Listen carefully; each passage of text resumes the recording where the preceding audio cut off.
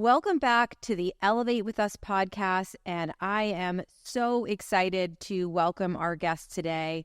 She has a great story. She has specialized in something really fun. She's a boutique photographer, and I can't wait to hear about what she's done with her business. So, Lisa, thank you so much for being here today. It is so great to see you again. Well, thank you, Tanya, for having me. I mean, this is exciting. I haven't got to see you in person in a while, and now we can catch up. So this is going to be great. It is really, really great. It's probably one of my favorite parts about the podcast is that we do film with people locally. It's been one of my goals is to feature as many local people as I can before I try to reach out, because I think it's such a miss with people in general is that you forget that locally we probably have so many different entrepreneurs doing so many amazing things, and there's nothing I like more than a female entrepreneur. And so I really appreciate you taking the time to come in today. So tell us your story. How'd you get where you are? Because I know it's a bit of a journey, and I don't know the end of what you're doing now. The last time we spoke, you've kind of shifted. So I'm really looking forward to hear kind of how you got to where you are today. I have. Well, my background is corporate. So I came from corporate like a lot of entrepreneurs that I seem to run into lately. We just kind of got tired of corporate, and we decided to branch out and do some things on our own. But my background then was in instructional design. I did a lot of learning and development, facilitation, and things like that. So I really, even though when I first started speaking at the front of the room, I hated it, I became really good at being that person at the front of the room and helping people to get better at that confidence level and speaking with confidence and things like that. It's really hard. People are so worried about what people are thinking about them. It is. It's hard. So, I mean, I came from all of that, and I've always loved, the design part, getting to do different things. I was all kinds of things with that. I did video, photographs, design, training materials and whole entire courses and just a lot of different things. So, wow. The way I kind of got started was when COVID hit. I felt overwhelmed with what I call the silence that I felt started happening. Okay. It was so quiet as far as all the people that I loved and was inspired by, like their speaking and them, presenting things and people going and doing things and leaders and all these different things going on. All these people that I had followed and just loved to learn from, they were almost like quiet. Sure. Because they felt disconnected from, what do I do now? And right, because they were doing it live. Yeah. With people, like with an audience. They were on a stage with an audience, and that wasn't allowed. Yeah, and even the leaders that I had been my mentors and things like that, they were now, well, I don't have my people with me in the room. How do I still lead? So there were all these things like that going on, and I just felt this overwhelming silence, and I was like, I have to be able to help these people because I've been doing virtual space for a long time with my learning and development. So before COVID, yes, you had already been in that hybrid type world where there might have been some live, but you had done like Zoom presentations or Zoom meetings or Zoom conferences beforehand. Right, That's so invaluable. I would imagine there wasn't a ton of people out there who had done that. I don't know because I'm not from the corporate world. I've never been corporate. So I don't really know what it's like. I'm really honest. I went from doing medical research to being a school teacher to being a realtor. So, I've made jokes like I've never really been on a business trip. Oh. Right. And I've never been to like a big, just anything like that because like I don't meet. We had meetings when we were teachers, but scientists don't do meetings. Oh, wow. So I've never done that stuff. So I find it fascinating. Well, it is a totally different environment, which I know we're going to probably drift into that conversation as we go along here. Sure. But I felt like because of the fact that the learning and development world had been going that direction for already, like we were already in the whole online space. Because you can get in front of more people. Like it makes a lot of sense. You don't have to people don't have to travel.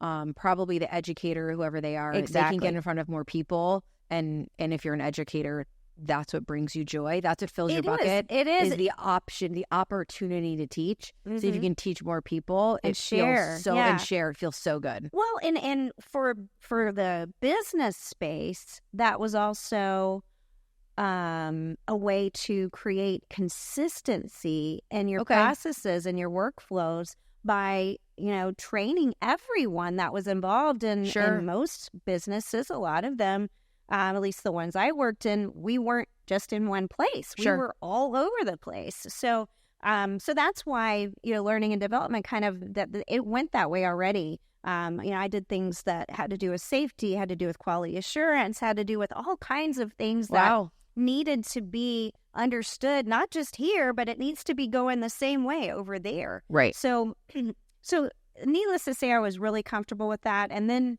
as I became a leader later on, I ended up managing remote.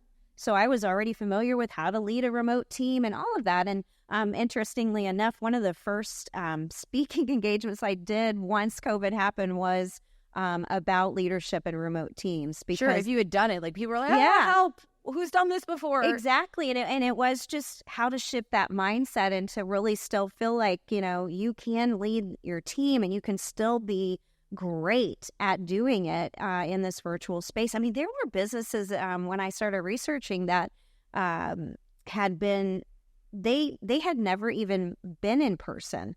And so they started really coming out of the woodwork and be like, hey, we started our business remotely and we can share with you what we've been doing. And so I loved, as silly as this may sound, I loved the knowledge that was gained and came out of us all having to all of a sudden shut down. Sure.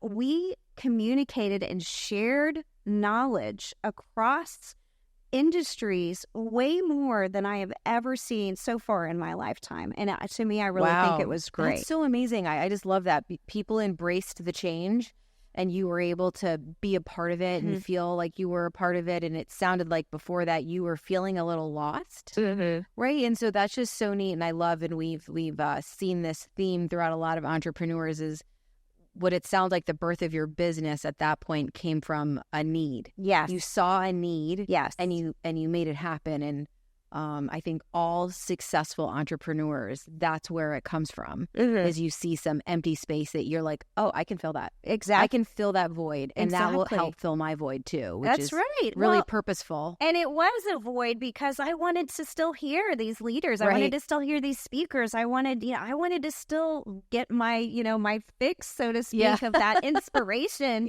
And that meant it was a mentorship in a lot of cases too. So that's kind of how it started. What my initial business was to help people learn to navigate into that virtual space. Awesome. I did one of my first major clients that I had is actually, I think, 5 or 6 transportation groups that come together every 18 months and they do a huge conference. Okay. And they were going to just not do it. And they were like, well, we need some help. How are we going to do this? And one of my friends who's a part of it, she spoke up. She's like, my friend Lisa just started this business. She's, all about, helping us to learn how to do this. She's familiar with doing events before, but she really knows this virtual space. And so they were like my first kind of, hey, here, come help us. And so I helped all their speakers get ready for this new kind of presentation format. I helped them kind of list out what needed to go different with their event now that it was going to be virtual. Yeah, like what are they going to be the challenges? But here's a solution for it. Yeah. And so it was a lot of fun to do that, and just other things just kept happening from that, and then that transitioned into, well, what is it that people really do need from this? I mean, in that lull of me trying to grow my business and work with more speakers and people who wanted to navigate the space. And really, my thing was them learning to engage. I'll go back to something you said a few minutes ago. I think that's really hard right there, is that engagement piece on Zoom, is people Well, and you said something right at the beginning, because you said, and this is what was my biggest thing back then, you said about being live.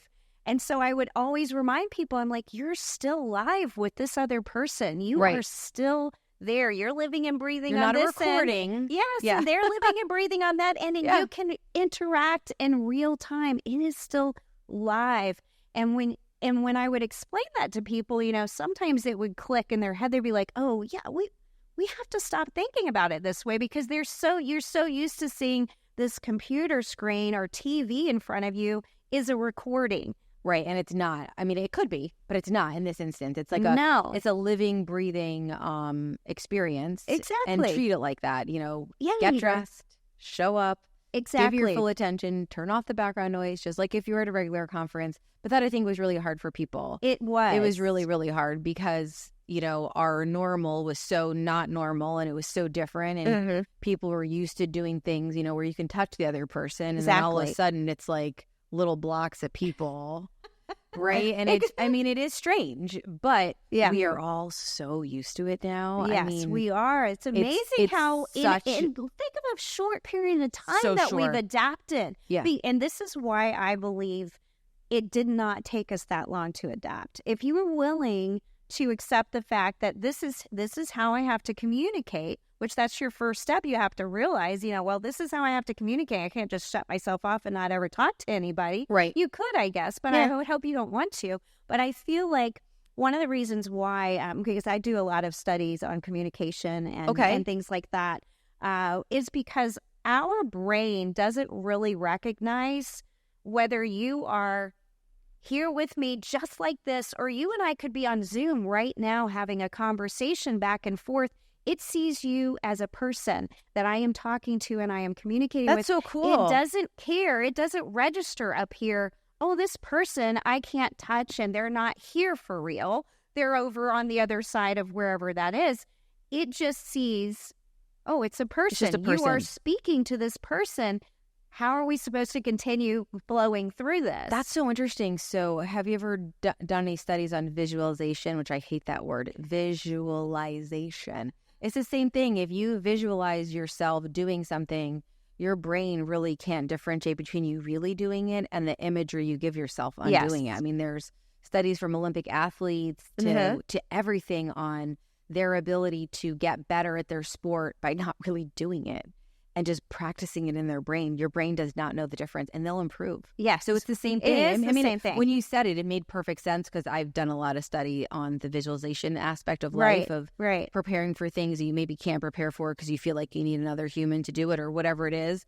And so that makes perfect sense. It ties right in. That's so cool. Love that. And I feel like exactly that's why we as a society really were able to adapt in this really short time period, because our brain's so powerful. It really is. And it helped us just kind of be like, you were able to accept it a little bit more. Now, obviously there's still some side effects of not being in person and things like that, but you can truly engage with someone on the other side of the camera. So that's why as I grew more and more into that, I started working with people, and I realized that as we learned more about the engagement and what we could do and things like that, they needed more support. And how could I serve them better? I'm always asking myself, how can I serve the people that, I'm working with? How can I make things better for them? Okay. Easier for them, or whatever that was. And my business morphed into helping them with photography, with their visuals that they wanted for their business, with the, whether it was a picture of them or it was a picture of behind the scenes, really people love to see things like that. Well, because it makes you relatable, right? They want to know that you're a real person. Yeah. And even if you're not in every single picture, it could be you holding your coffee cup and talking about something, it's you. It is not a stock image. It is not a cup of coffee. They start to get to know you. And that was part of that whole virtual space, and really morphing into kind of what do we need to do for your social media, for your videos that you're doing. And it just kept growing as I really listened to my clients and what they wanted. Yeah. So yeah, no, it's really amazing. Again, you're finding another need and you're fulfilling it, and you're perhaps that space had kind of didn't need as much help, right? Because everyone had kind of adjusted, and you were like, okay, so this platform might still be needed sometimes, but I need a little bit more, so I'm going to help in this way because these people now need this in order to keep growing. Yeah, love it. And it really was about helping people to share their story. Right. As you mentioned in the beginning. Love it. I love stories. I mean, and we all do. We love a good story, and it really grabs your attention. So if you can find a way to consistently be sharing the story of who you are, of who your business is, or who you're aspiring to be, who you serve, like those are all stories that you can tell. And I love stories. So I became that person that really started focusing on what is our visibility strategy that we can incorporate into the story of you and your brand. Right. And that's where, I just kept kind of going and with that path. I think that's hard for people. I think that they assume, and I don't want to really use that word, but they think that as long as they are providing great service, that it's the best thing they can do, or their product's amazing. But people want connection. They do. And so that story gives that connection, and you often need someone outside of your business to say, hey, you probably didn't notice that this part of your business is amazing. Let's tell that story. And probably for that entrepreneur, they're like, oh, well, that's why I'm doing what I'm doing. And it's like you just get a little disconnected from your own business. So that's just phenomenal. We all need support and help to be the best version of us. Well, exactly. And I think that one of the reasons why I was really good at bringing out those stories was because part of my background, as interesting as it may seem in comparison, was that I had to sit with people a lot of times and to learn what their processes were.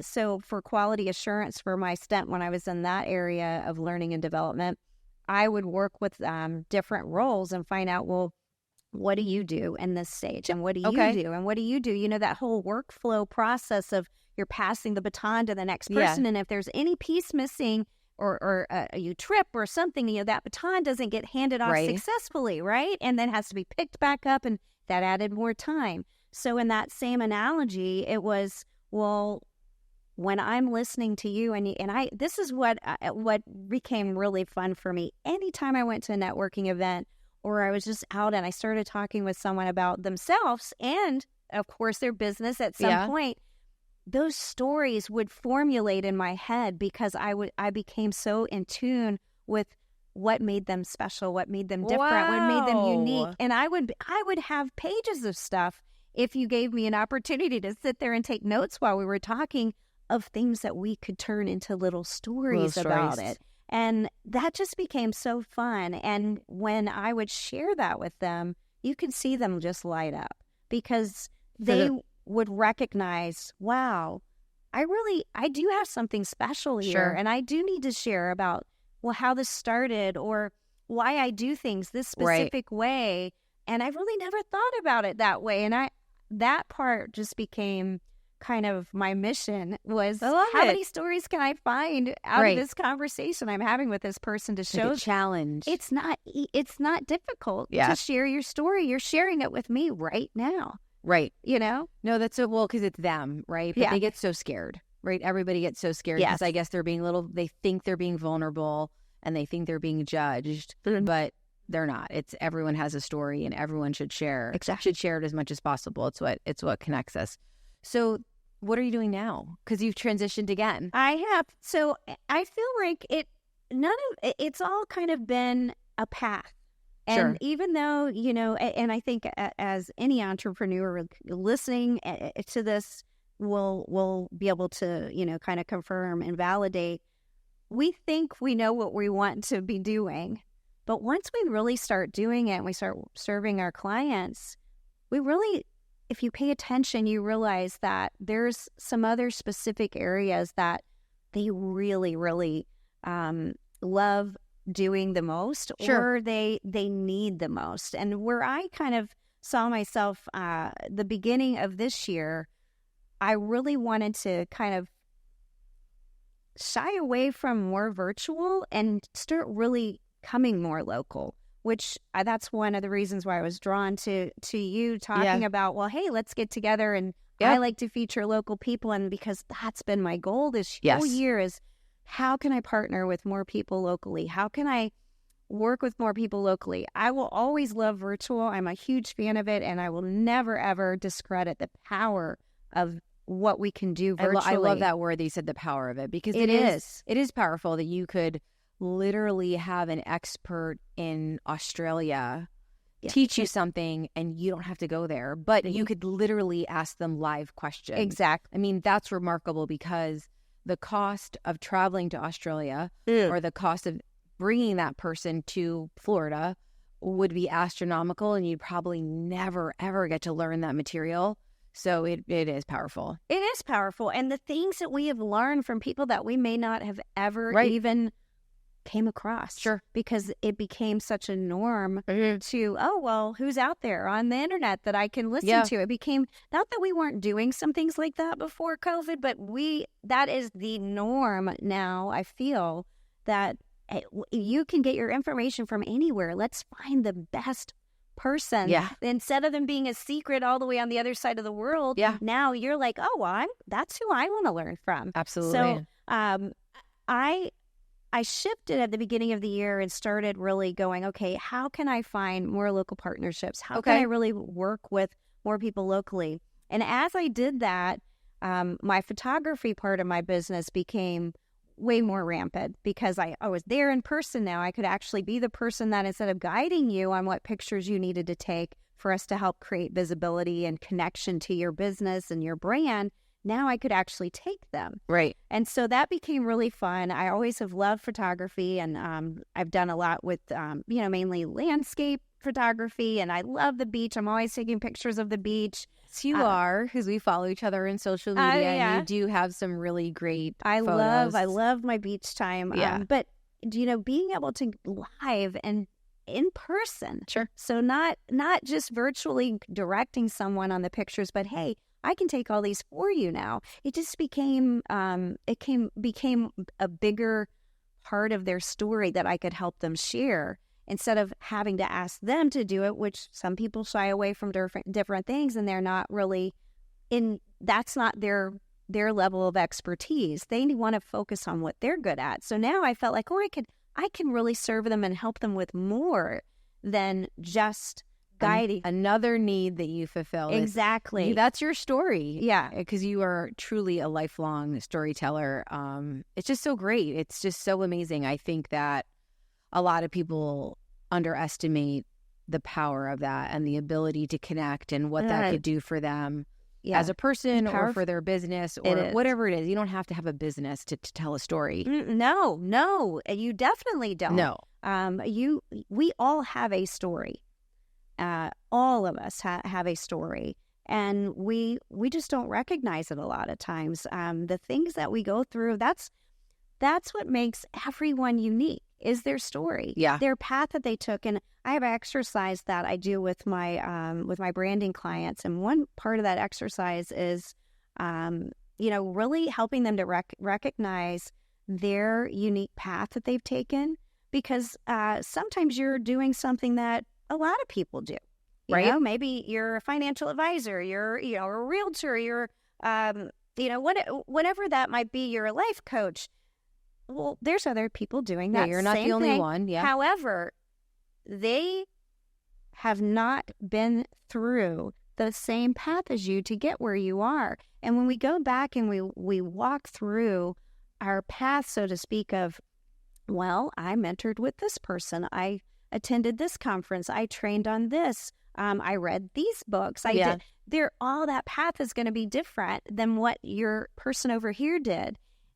You may offer very similar services, but you also offer yourself, right? And your knowledge and your expertise and who you are. And even if, like you said, if you're not a business and you're a mom, you have that exact same path. Lots of moms in the world, but they're all so special, and they all have a special story, and they can share their knowledge and their advice in a powerful way because they learned, things that this other mom over here didn't learn. And then you can connect with a mom 500 miles away. Yes. Because of their story, and because that's the power of social media right now, is that you could be almost anywhere and connect with someone, and that's okay. It's pretty cool. It is cool. Remarkable. It is cool. And so kind of to get to where I am now, the photography part really became a big need that I saw.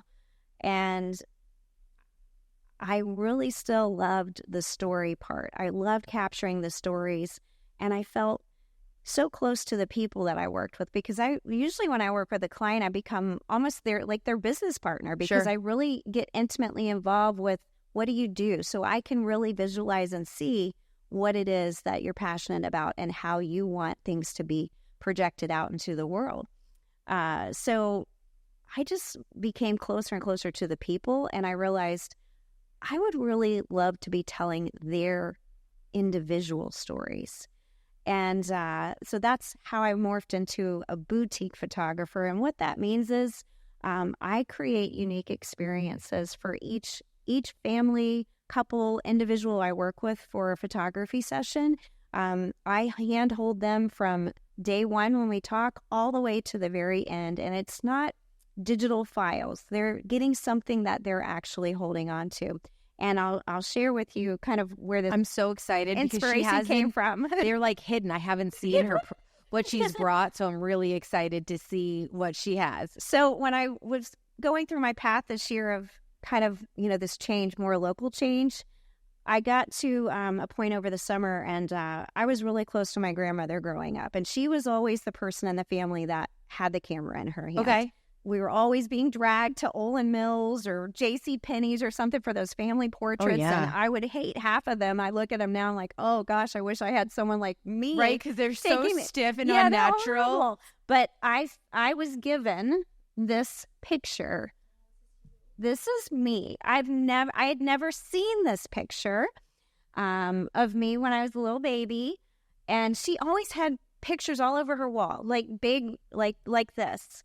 And I guess probably because I'm so small, by the time I started paying attention to the pictures, she had replaced it with something else. So you don't ever remember this one because there was a new picture of you. I never saw this one, and I say I am one. It says 1 year old on the back. So it's like your 1 year picture. Yes, it's so my cute. And I saw it, and I was like, oh my gosh.